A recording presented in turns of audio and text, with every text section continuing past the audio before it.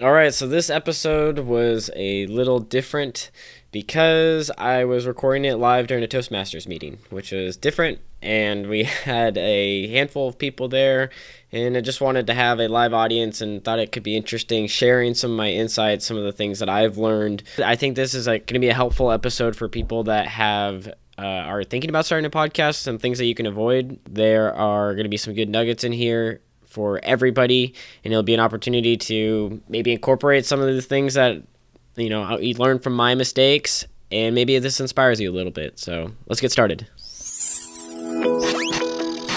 Thank you for checking out the Media Marketing Podcast, a place where you can learn all things media and marketing related. Don't miss a beat in boosting your business and your brand. In each episode, you'll gain valuable insights, tools, and strategies to apply to your marketing efforts. And now your host, Brian Cargill. So Brian started the Media Marketing Podcast about 1 year ago with the intent of pushing himself, experimenting with a new form of media and connecting with others. Today, he will be explaining to us what he has learned, the challenges, and the ongoing benefits he has gained over the past 365 days. His title, 1 Year of Podcasting. Brian Cargill. Thank you so much, Brian Dodd, for that awesome introduction.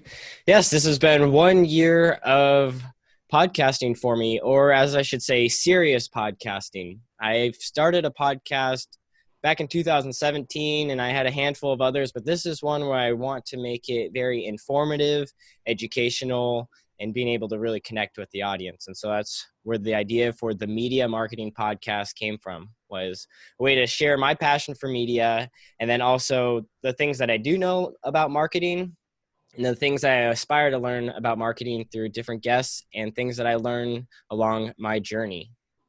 So it's been a interesting journey, and you guys are probably wondering, well, why would you start a podcast? Why did I start a podcast?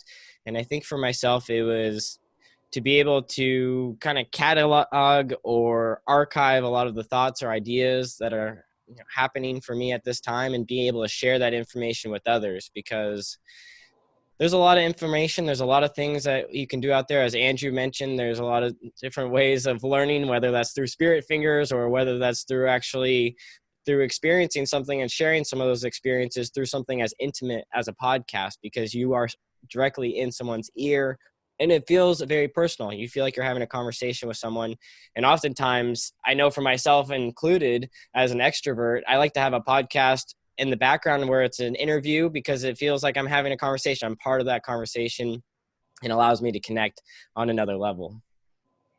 It's been interesting this last year with big events that have happened in the media. This is an election year. We've had COVID. We've had the Black Lives Matter movement. We've had a whole bunch of things that have happened. And so kind of going back and forth with things that I've planned and things that have happened, and catering to both of those, because as I can imagine many other people that are tuning into this audience here, is you backlog, or you want to create a base of media content that you want to create for the year. And so you have that, but then you also have to be able to adapt and make changes on the fly as things are happening. Which brings me to my first set of benefits for this podcast. So why am I telling you guys about this? Well, I actually had some huge benefits and things that I've learned from this year. And to give you a quick summary, and then I'll dive into each of these a little bit deeper, is creating a backlog, having a archive of episodes, so that way you're not having to create content every week. Bringing on guests, being open to change and being able to adapt, and also being able to challenge yourself and push yourself with video. So I'll dive into each of those topics here now. And so that very first one, creating a backlog, having a set of episodes that you can fall back on or you can look forward to in the future, so you're not having to create stuff every single week, because it's exhausting. It's very tiring having to create content week to week. So when you give yourself a little bit of a cushion, a little bit of a base, you're able to do things like go on vacation and not feel bad. Currently, my podcast is backlogged all the way out to August. And so I know if I just create 4 more pieces of content, 4 more episodes, I'll be good for August, and I can take my vacations, which I'm hoping to go to Montana later this year. And that will be great to have the peace of mind on vacation to not have to worry about recording another episode while I'm there.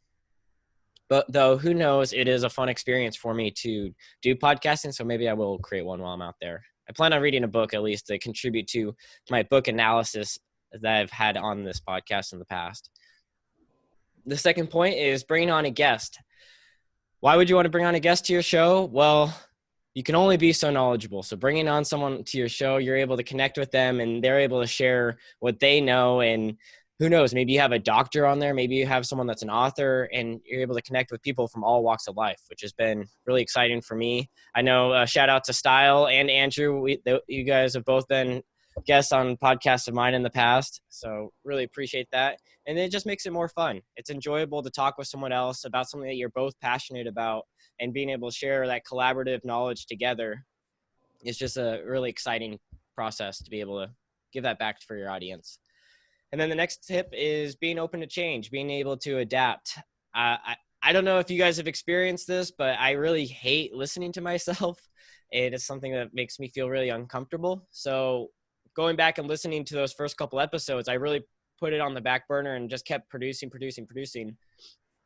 But just recently I went back and I checked out that first episode and it made me cringe. So I remastered it, if you will. It had the same outline, same points, but just fixed up things, made sure the audio sounded a little better, put the sponsorships, just tidied it up. And what's really nice is because I use a program called anchor.fm, you can go back in and make those edits. Whereas I don't think you can do that if you have a direct relationship with iTunes. And that's the same case with, this is kind of a supplementary thing, but YouTube.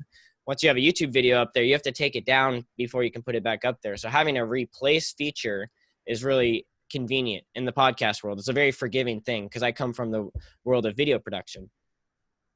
And then, being okay with re-editing and then being able to adapt. The big thing for me was incorporating video. So I know how time-intensive video production is. It can take hours upon hours to do video. So I told myself, well, I want to start out small and continue to grow. And so I just stuck with the audio portion of it. And it was actually a really enjoyable experience for me to just focus on audio because it gave me a whole nother appreciation.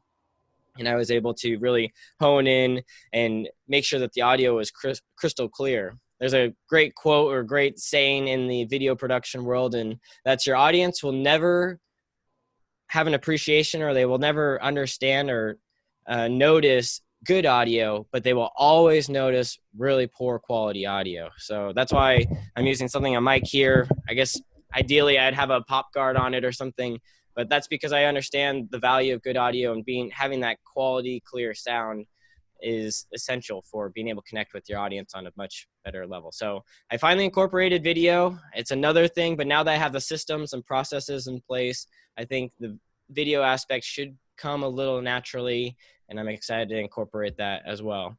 I have, if anyone's interested, I just recently did a purchase on B&H, the Pro Photo Supply. I did a purchase online for an adapter that'll allow you to convert your high quality DSLR camera into your computer. So hopefully that should be arriving here in the next couple of weeks. I'll be able to bump up the quality on my video camera, which I think is a worthy investment now that we've all moved to this online space. So I am happy to share that link with anyone who's interested at the end. And thank you guys so much for listening. My next set of things for the future with this podcast is to stick to having a routine of producing every Thursday at 8 a.m., which I mentioned will be going live until August, bringing on higher profile guests for the new year, and then improving the overall quality and just updating older episodes so that they sound more polished, more refined, and just producing a better overall listening experience for the audience. So you guys have been great. Thank you so much for letting me share my story about the Media Marketing Podcast. And until next time.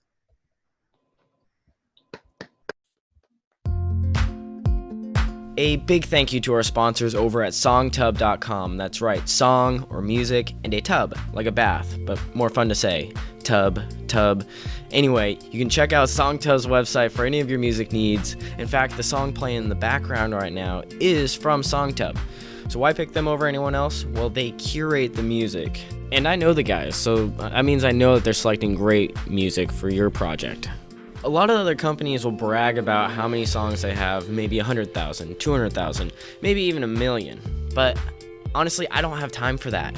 I don't have the time to just sit down and go next, a song not so great, trying to figure out where the best music is. Songtub.com, great place to get your music, and now I'm excited to offer you the first month for free if you go to songtub.com/pro, P-R-O, and we have a promo code for you. Yes, that's right, my name, your host, Brian, B-R-Y-A-N, and that will give you your first month free to have access to a huge music library that you can use towards your next video project, podcast, or any of your general audio needs.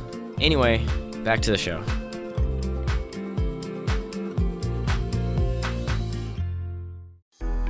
A cactus knows how to survive. It can endure scorching heat, limited rainfall, and defends itself against critters daily. Your business is no different. To survive harsh conditions, it's important to develop deep roots using media content that'll continuously nourish and support your marketing efforts day after day. Tactus Media is here to help you determine a strategy and create media content. Together, let's map out the next sequence of videos, podcasts, and social media to help your business thrive.